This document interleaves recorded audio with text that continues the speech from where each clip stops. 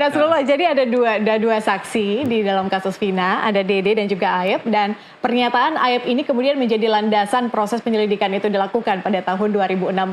Tapi kemudian belakangan kita tahu bahwa Aep dan juga Dede itu memberikan pernyataannya berbarengan, mereka sebagai saksi, tapi kemudian Dede mencabut kesaksiannya pada tahun 2016. Posisi dari Aep ini bagaimana kira-kira Pak Nasrullah? Gini, saya minta maaf ke rekan saya ini, adik saya ini, saya tidak boleh menjawab pertanyaan beliau, ya, karena case-nya sedang berlangsung. Saya sampai sekarang tidak pernah baca berkas. Kalau saya menjawab nanti pertanyaan Dinda Jutek ini, saya terjebak kepada memberikan persepsi-persepsi, asumsi-asumsi atas narasi yang dibangun oleh Adinda Jutek. Walaupun saya juga tidak mungkin membantah narasi itu, tapi saya hormati narasi.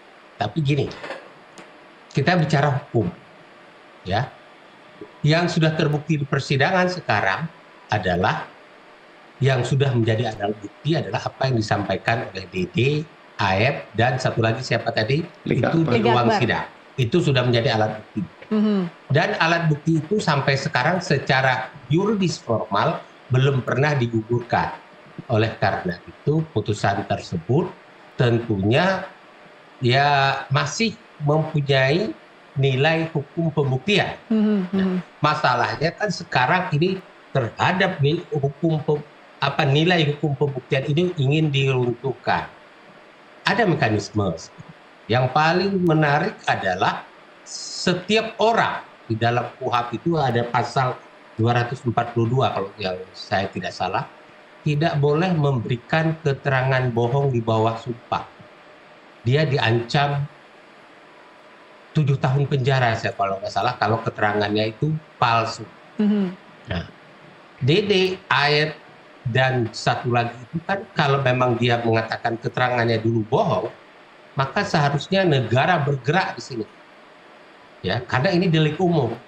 Polisi, apalagi sudah terbuka keterangan Dede bahwa itu keterangan dulu rekayasa atau apa, saya mencabut kembali.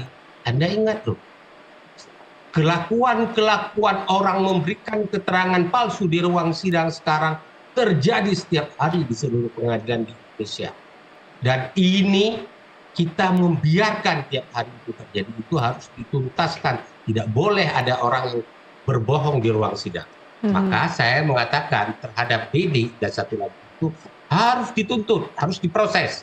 Soal nanti apakah negara akan memberikan kompensasi kepada dia, diringankan hukumannya karena dia telah membongkar peradilan sesat ini, dan dia meskipun dia terlibat dulunya dan kemudian kan dia punya kesadaran, diberikan hukuman seringan-ringannya, kompensasi itu masalah lain. Ya, nah tentu tim lawyer Pak Jutek ini ya akan memperjuangkan itu hal-hal yang seharusnya meringankan bagi Dede dan satu lagi itu. Nah, Akbar. Kalau saya jadi Pak Jutek, ya, saya akan menjadi lawyer dari korban-korban narapidana yang akan diajukan PK ini untuk melaporkan Dede dan satu lagi. Sehingga ketika Dede mengakui nanti di hadapan polisi, ya keterangan saya dulu palsu, nggak benar itu, saya rekayasa, ditetapkan dia sebagai tersangka.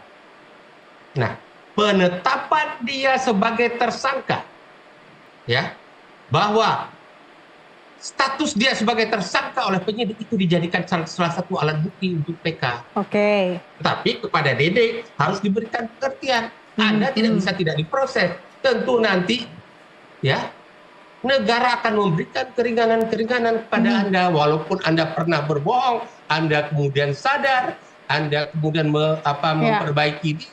Negara akan memberikan 1001 keringanan kepada Anda. Contohnya dalam kasus Sampo, Bribda, siapa itu? Iya. Pak Atas Pandra lupa Surowo, yang saya oke, maaf saya potong. dihukum ringan. Pelaporan Ya. itu lebih baik sebelum PK dilaksanakan atau nanti setelah PK? Sekarang dong, kan sekarang Oke, mau baik. mengajukan PK, laporkan segera.